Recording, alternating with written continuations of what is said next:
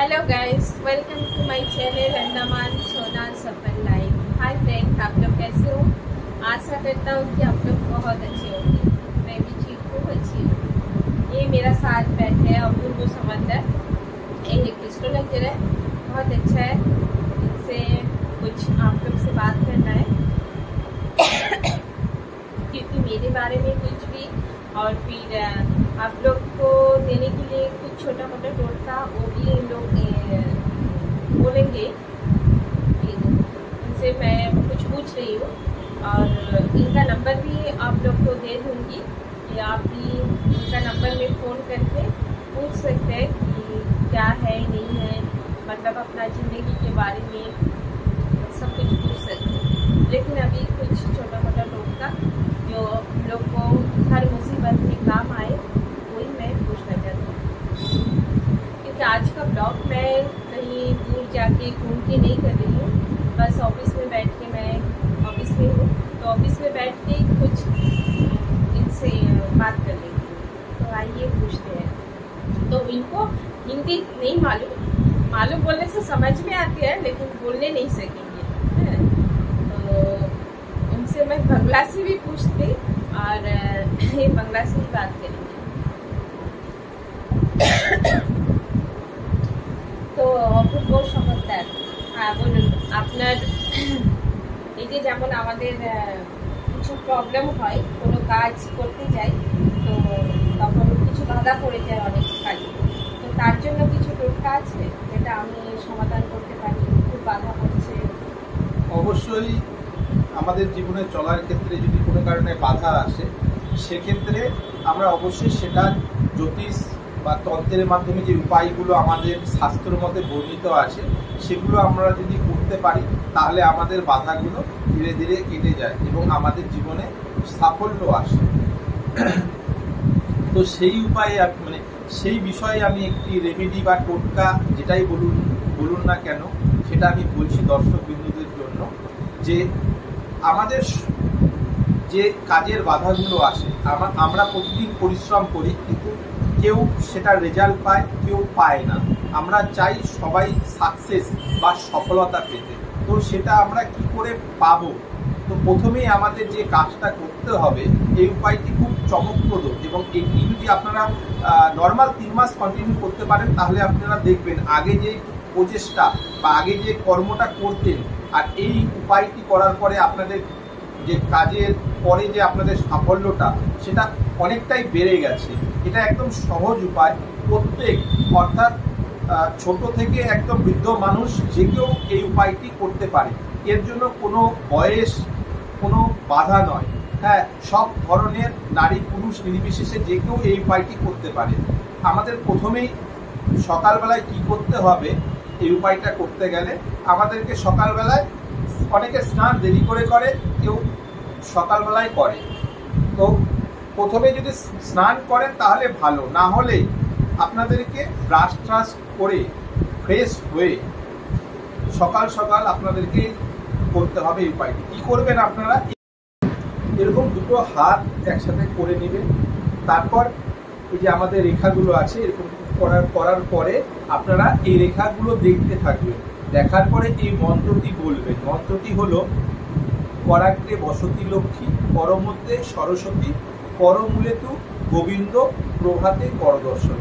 আবার মন্ত্রটি বলছি, দুটো হাত একত্রিত করে হাতের রেখাগুলো উপর থেকে দেখতে দেখতে বলবেন করাগ্রে বসতি লক্ষ্মী, করমধ্যে সরস্বতী, করমূলে তু গোবিন্দ, প্রভাতে করদর্শন। এটি বলার পরে একবার বলার পরে কিন্তু দুটো হাত ঘষে নেবেন, নেওয়ার পরে আলতো করে মুখে এবং আপনার বাহুতে ছুঁয়ে দেবেন। এভাবে একবার মন্ত্র করে এভাবে ঘষে 3 বার করবেন, তাহলে আমি অবশ্যই গ্যারান্টি দিতে পারি 3 মাস পরে আপনার জীবনের যে কর্মের পরে যে আপনার সাফল্যটা অধরা ছিল সেটা পরিপূর্ণভাবে আপনি পাবেন এবং আপনার রোজগার আয় বৃদ্ধি হবেই হবে এই উপায়টি করলে। আরেকটা এর অনুষঙ্গিক একটা ছোট্ট উপায় রয়েছে, যেটা আরেকটা আছে যে আমি কাজ করছি শুধু বারবার বাধাই করছি, এগোতেই পারছি, তো তার জন্য কি করব? এই কাজটাও হলো এই উপায়টি ফলপ্রসূ রয়েছে, আপনারা করতে পারেন। তার সঙ্গে আপনি যে উদ্দেশ্যে, আমি আরেকটা উপায় দিয়ে দিচ্ছি, মানে যে উদ্দেশ্যে আপনি কোনো কাজ করতে যাচ্ছেন, এবার কাজের তো একটা উপায় আছে, কেউ চাকরির জন্য যাচ্ছে, কেউ হয়তো ব্যবসার জন্য যাচ্ছে, কোনো অর্ডারের জন্য যাচ্ছে, তো যেই উদ্দেশ্যে, বা কেউ মামলা মোকদ্দমায় পড়ে গেছে, সেখানে আপনি বারবার করে যাচ্ছেন, কাজ হচ্ছে না, তো এই উপায়টি আপনার ক্ষেত্রে ভালো হবে।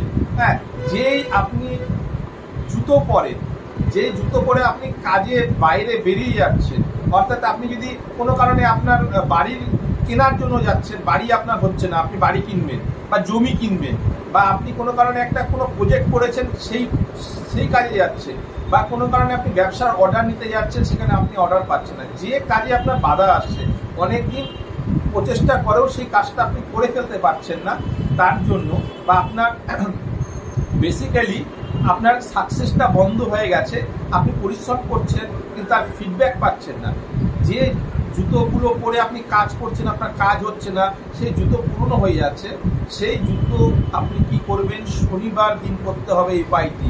কোনো শনি মন্দিরে বা বাট ঠাকুর বা বড় ঠাকুর বলা হয়, এই মানে এক এক জায়গার মানুষ এক একভাবে বলে এই ঠাকুরকে, শনি মন্দির বা বড় ঠাকুরের মন্দির বা শনি মহারাজের মন্দিরে শনিবার দিন এই উপায়টা করতে হবে। যে জুতো পুরনো হয়ে গেছে এবং যে জুতো বলে না, আমার জুতোর মানে তল বা সুতারা খুইয়ে ফেলেছে কিন্তু আমি কাজ আমার হচ্ছে না, সেই জুতো, পুরনো জুতো কি করবেন, আপনি শনি মন্দিরে গিয়ে, ওটা আপনার মন্দিরের যে বিগ্রহ রয়েছে সেখান থেকে 10 হাত দূরে, অর্থাৎ একটু কিছুটা দূরে গিয়ে আপনি ওই জুতো ছেড়ে আসবেন, এবং যদি আপনি খালি পায়ে আসতে পারেন ভালো, না হলে আপনি অন্য জুতা নিয়ে যাবেন, সেটা পরে আপনি বাড়িতে আসবেন, কিন্তু বাড়িতে ঢোকার আগে অবশ্যই হাত পা ধুয়ে বাড়িতে ঢুকুন। হ্যাঁ, এটি করলে আপনার কাজের বাধা কাটবেই কাটবে। দেখুন আপনি কেমন করে আপনার সাফল্য পাচ্ছেন, যেই বাধা বিঘ্ন কাজ হচ্ছিল না, সেটা দ্রুত গতিতে এগিয়ে যাবে। আর ধরুন ঘরে বাচ্চা আছে, ছোট বাচ্চারা, ছোট হোক বড় হোক, মানে তারা কেউ কথা শুনছে না, তার নিজের মর্জি মতো সব কিছু করছে, তো সেই বাচ্চাকে নিজেদের বাবা মার নিজেদের কথা শোনানোর জন্য, তার জন্য কিছু উপায় আছে? অবশ্যই আছে। বড় হোক আর বাচ্চা হোক, যদি কোনো কারণে কথা শোনে না, হয়তো বাচ্চা আছে, হয়তো বাবা মার কথা শুনছে না, বা সে বাচ্চা পড়াশোনা করছে, সে যে ক্লাসই হোক বাবা মার কথা শুনছে না, তাছাড়া বড় অর্থাৎ বড় ছেলে মেয়েও বাবা মার অবাধ্য হয়ে যাচ্ছে, সেক্ষেত্রে কথা শোনার জন্য, বা তার যে কথা তখনই শুনবে যখন সে ভালো মানুষ হবে, হ্যাঁ, এবং সে বাধ্য হবে, তো এই বাধ্য করার জন্য, কথা শোনার জন্য, সে যাতে ভুল পথ ছেড়ে সঠিক পথে ট্র্যাকে আসার জন্য যেই উপায়টি আমি বলছি, সেটা কি করতে হবে, এটা মঙ্গলবার দিন উপায়টা করতে হবে। আপনাকে বাজার থেকে হনুমান চালিসা একটা বই হয়, সেটা কিনে নিয়ে আসতে হবে, একটা ফিটকেরি টুকরো নিয়ে আসতে হবে, হনুমান চালিসা, আর হলো তুলসী গাছের শেকড়, কৃষ্ণ তুলসী গাছের শেকড়, যদি শেকড়ও হলে হবে, শেকড় যদি না পান, অরিজিনাল চন্দন কাঠের যে মালা হয়, তুলসী কাঠের মালা, এখানে আমার বলাতে ভুল হয়ে গেছে, তুলসী কাঠের মালা যে রয়েছে, তুলসীর শেকড় হলেও হবে, না হলে তুলসী কাঠের মালা অরিজিনাল লাগবে, কিন্তু সেটা কোনো ইস্কন মন্দির হোক বা বিশ্বস্ত প্রতিষ্ঠান থেকে সেটা নিয়ে আসবে, একটা হনুমান চালিসা, একটা হলো তুলসী কাঠের মালা, আর ফিটকেরি, এটা লাল কাপড়ের মধ্যে পুটুলির মতন বেঁধে লাল সুতোয়, এটা যেখানে বাচ্চা বা যে অবাধ্য, যে সন্তান অবাধ্য, সে বড় হোক বাচ্চা হোক স্টুডেন্ট হোক, যেই অবাধ্য বা ভুল পথে চলে গেছে, তাকে বাধ্য করার জন্য এই পুটুলি যেখানেও ঘুমায়, বিছানার মধ্যে ঘুমায়, তার বালিশের নিচে হোক বা তোষকের নিচে মাথার কাছে রাখতে হবে, তাহলে সে বাবা মার কথা শুনবে এবং সে পড়াশোনা স্টুডেন্ট হলে করবে। বা যে ছেলে অবাধ্য বড় হয়ে গেছে, কোনো কিছু কাজকর্ম করে না, বাবা মার উপর রেসপেক্ট করে না, বা খারাপ সঙ্গে পড়ে গেছে, সেও ধীরে ধীরে কিন্তু ভালো পথে চলে আসবে, এবং সে একটা বাবা মার গাইডলাইন মেনে চলবে, এবং সে একটা ঠিক ট্র্যাকে বা ঠিক পথে চলবে। তার মধ্যে থেকে যে ভুলভাল করা, খারাপ কিছু মানসিকতা, সেগুলো সব কিন্তু ধীরে ধীরে ঠিক হয়ে যাবে, এবং সে মানুষের মতন মানুষ হবে। আর একটা প্রশ্ন করতে পারি? হ্যাঁ, অবশ্যই। আরেকটা প্রশ্ন যে আমার ঘরে কিছু বাস্তু দোষ আছে, মানে ঘরে কারো শরীর ভালো থাকছে না, কিছু না কিছু হয়েই যাচ্ছে, বাস্তু দোষ আছে বা কিছু ঘরে প্রবলেম আছে, সেটা আমি বুঝবো কি করে? হ্যাঁ, এবার আপনার বাস্তুতে বাস্তু দোষ আছে কি নেই সেটাকে ঠিকভাবে প্রমাণ করার জন্য আপনাকে এর জন্য প্রয়োজন হলো একটা হলো নারকেল। ঠিক আছে, সেই নারকেলটা আপনাকে নিতে হবে, মানে যে খোসা আছে এটা ছাড়ানো নিতে হবে, সেটা পুরো ক্লিন লাগবে।